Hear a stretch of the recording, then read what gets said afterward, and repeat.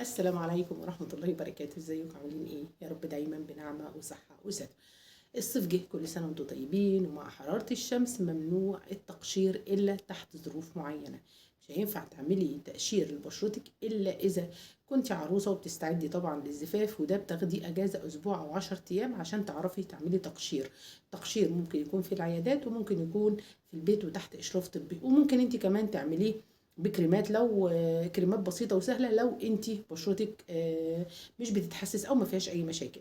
النهارده بقى هقول لك على وصفات طبيعيه ممكن لو واظبتي عليها حلوه جدا جدا جدا، وهتديكي نضاره وتقبض المسام، وهتخلي بشرتك ناتشورال كده وجميله. طب نبتدي الاول كده، هنقول بقى ايه لحد مش عايزه اطول عليك الفيديو، هنقول شويه وبعد كده تابعيني هبتدي اكمل. اول حاجه حمض السلسليك اسيد، وده من الحاجات الحلوه جدا اللي بتقبض المسام وتشد البشره وبتديكي نضاره حلوه قوي. حمض السلسليك اسيد ده موجود في ايه؟ ابسط حاجه خالص الاسبرين الريفو، اللي هو البرشام الريفو بتاعنا. ابسط حاجه برضو خالص، هتجيبي لي 3 برشامات ريفو وتطحنيهم كويس جدا، او تحطي عليهم معلقه ميه ورده هيدوبوا في ثانيه في ثانيه الا ثانيه. وبعدين تجيبي لي معلقه جل صبار ومعلقه زيت جوز الهند وتقلبي كويس جدا جدا جدا. وكده بقى عندك احلى سيرم مرطب ومبيض ويشد البشره. افرديه على بشرتك شويه لمده نص ساعه، وبعدين اشطفي ورطبي تاني. حلو جدا جدا. لو انت ده لو بشرتك جافه، لو انت بشرتك دهنيه ممكن تستغني عن زيت جوز الهند، يبقى البرشام الريفو وميه الورد وجل الصبار، وده حلو جدا جدا جدا. حاجة تانية ولا أحلى ولا أروع، برضو هتشد البشرة وتديكي نضارة. بياض بيضة واحدة، بياض بيضة واحدة مع ربع معلقة شبة.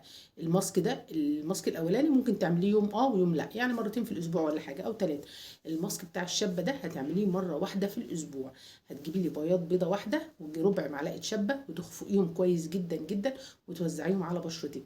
عايزة أقولك برضو لو بشرتك جافة لازم تضيفي حاجة دهنية زي زيت السمسم او زيت جوز الهند او زيت الزيتون المتاح عندك، وتضربي كويس جدا جدا وتسيبيه على بشرتك لحد ما ينشف خالص. وتبتدي بقطنه وميه دافيه تزيليه، وبعد كده ترطبي كويس جدا جدا. ولازم بخاخه ميه الورد تبقى في التلاجة، ما تنشلش من التلاجة طول الصيف. ممنوع اي وصفات او اي سكرابات او اي حاجه تعمليها وتخرجي في الشمس، لان الجلد بيبقى ضعيف وحراره الصيف انتوا عارفين ممكن تبوظ اي حاجه احنا بنعملها. ده كده لشد البشره. حاجه تانية بقى ولا اروع، هتقولي لي تسلم ايديكي، هتجيبي لي معلقه جل صبار، عليها معلقه جريسلين، عليها مثلا لو ازازه 50 مللي يبقى ازازه 50 مللي، يبقى تلتها جل صبار، ومثلا تلتها جريسلين، وبقيتها ميه. وترجي كويس جدا جدا وتمسحي بشرتك بالليل قبل ما تنامي. حلو جدا جدا جدا. ممكن تشيلي جل الصبار ويبقى جريسلين وميه ورد او ميه مقطره من الصيدليه. حلو جدا جدا جدا. ده ممكن تعمليه زي الفيكس كده وتحطيه في بخاخ وترشي بشرتك الصبح وبالليل لو انت مش خارجه. اي زيوت لو تعرضت للشمس بتاكسد وبتسمر. الشابه لو تعرضت للحراره ولو تعرضت للعرق، لو انت بتحطيها في اندر ارمز وبكيني وتعرضت للحراره وعرقتي بتجيب سايد افكت وبتجيب نتيجه عكسيه. لو ملبستيش ملابس قطن واسعه وفضفاضه بتجيب نتائج عكسيه. الشابه، على ذكر الشابه، ممكن نعمل منها احلى معطر ودودرون صحي وجميل جدا جدا. الشابه وبيكربونات الصوديوم من الحاجات الحلوه جدا اللي بتمتص العرق، وكمان بتبيض المكان وما بتخليهوش ليه ريحه ولا بتخلي فيه بكتيريا اللي هي بتغمق الجسم. عايزه تعملي الدودرون او مزيل العرق، يبقى معلقه شبه، معلقه نشا، معلقه بودره تلج، وتقلبي كويس جدا جدا. لا، معلقه شبه ايه، معلقه شبه صغيره على معلقه نشا كبيره على معلقه بودره تلج كبيره. تقلبيهم كويس جدا جدا ومعاهم نص مكعب مسك مبشور. لازم المكان يبقى جاف جدا جدا جدا. تلبسي ملابس قطنيه وكمان تكون فضفاضه لان الاحتكاك بيجيب سمار. عايزه اقول لك على ترطيب تاني، لازم تدخلي الفازلين. لو انت بشرتك جافه لازم تدخلي الفازلين في مرطبك. بمعنى ان انا لو عايزه بشرتي، الفازلين ده من الحاجات الحلوه جدا. امي وامك وستي وستك ما كانوش بيرطبوا غير بفازلين وجريسلين، ومع ذلك كانت بشرتهم ناعمه جدا جدا جدا وما فيهاش اي خطوط تعبيريه ولا اي حاجه. عايزه اقول لك ان الفازلين لو حطيتي ربع معلقه فازلين كده على معلقه كبيره زيت سمسم وسيحتيهم في حمام مائي واستخدمتيها تحت عينيكي من بعيد كده تحفة جدا جدا، بتشرج للغراب. وكل ما كان المكان مترطب كل ما كان اقل عرضة للتجاعيد، ودي اهم حاجة. طول ما بشرتك مترطبة بيبقى مفيش تجاعيد.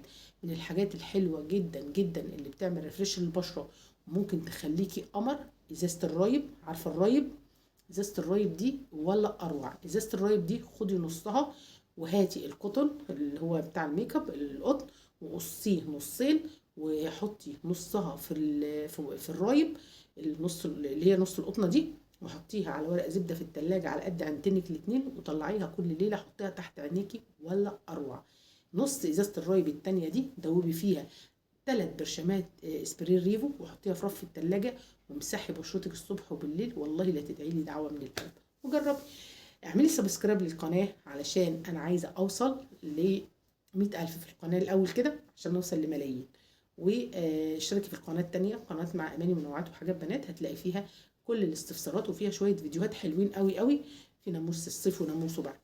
وجربي وقولي لي رايك في الكومنت في الفيديوهات، وايه الوصفه اللي استخدمتيها وجابت معاكي نتيجه حلوه. يلا بينا يلا بينا.